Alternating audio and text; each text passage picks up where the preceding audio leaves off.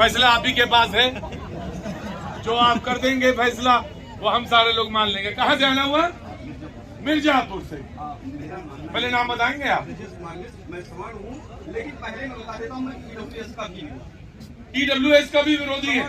पर हुआ ये कि बीजेपी ने जब वो कोटा हटाया 4% मुसलमानों का, तो उनको जो डाला उन्होंने वो ईडब्ल्यूएस में डाल दिया, इकोनॉमिक वीकर सेक्शन। जी, मैं इसलिए कर रहा हूँ, आरक्षण वो व्यवस्था है, किसी संस्थान को बर्बाद करना हो, किसी देश को बर्बाद करना हो, किसी देश में जाति विद्वेष फैलाना हो, जहर बोलना हो, लड़ाना हो, तो आरक्षण की व्यवस्था कर दो।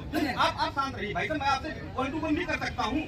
आरक्षण इस देश में 10 साल के लिए था, केवल दलितों के लिए था, लेकिन ये इस तरह से बढ़ रहा है, 50%, 60%, कहीं कहीं 80% राज्यों के द्वारा बढ़ाया जा रहा है, केवल इन राजनीतिक दलों के द्वारा, जातिवादी मानसिकता के घटिया नेताओं के द्वारा देश को बर्बाद करने के लिए, जहर खोलने के लिए, किसी के हित के लिए नहीं है। ये बिल्कुल भ्रम निकाल लीजिए किसी। अच्छा, ये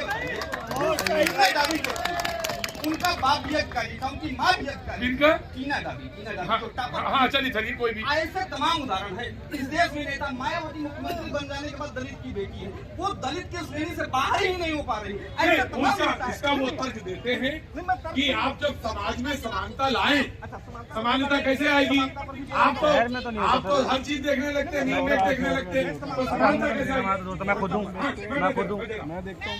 आपने देखा, हमने तो नहीं देखा। समानता कुछ नहीं होता भाई, ये फर्जी शब्द है। 27 साल